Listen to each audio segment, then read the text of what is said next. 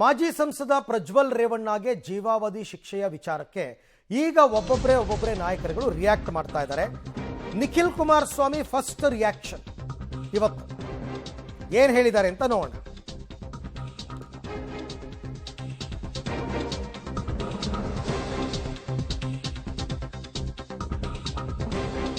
ಪ್ರಜ್ವಲ್ ರೇವಣ್ಣಗೆ ಜೀವಾವಧಿ ಶಿಕ್ಷೆ ವಿಚಾರಕ್ಕೆ ಸಂಬಂಧಪಟ್ಟಂತೆ ನಿಖಿಲ್ ಕುಮಾರಸ್ವಾಮಿ ಅವರ ಫಸ್ಟ್ ರಿಯಾಕ್ಷನ್, ಕೋರ್ಟ್ ತೀರ್ಪಿಗೆ ಎಲ್ಲರೂ ತಲೆಬಾಗಬೇಕು.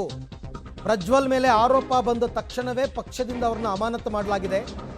ವರಿಷ್ಠರ ತೀರ್ಮಾನದ ಸ್ಪಷ್ಟತೆಯನ್ನು ನಾವು ಅರ್ಥ ಮಾಡ್ಕೋಬೇಕು. ಈ ಬಗ್ಗೆ ನಾನು ಹೆಚ್ಚಿನ ಪ್ರತಿಕ್ರಿಯೆ ಕೊಡಲ್ಲ ಅಂತ ಚಿತ್ರದುರ್ಗದಲ್ಲಿ ಮಾತನಾಡಿದ್ದಾರೆ.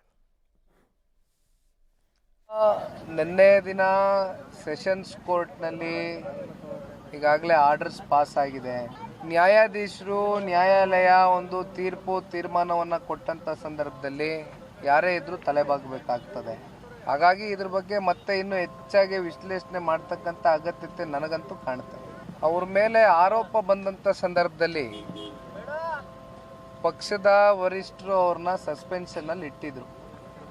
ಆಗಿನ್ನೂ ಅಪರಾಧಿ ಅಲ್ವೋ ಅಂತಕ್ಕಂಥದ್ದು ತೀರ್ಪು ಬಂದಿರಲಿಲ್ಲ. ಹಾಗಾಗಿ ಇದರಲ್ಲಿ ನಿಮಗೆ ಒಂದು ಸ್ಪಷ್ಟತೆ ಅರ್ಥ ಮಾಡ್ಕೊಳ್ಬೇಕಾಗ್ತದೆ. ಇದಕ್ಕಿಂತ ನಾನು ಹೆಚ್ಚು ಇದ್ರ ಬಗ್ಗೆ ವಿಷಯದ ಬಗ್ಗೆ ಇನ್ನೇನು ಪ್ರಸ್ತಾವನೆ ಮಾಡಲಿಕ್ಕೆ ಹೋಗೋದಿಲ್ಲ.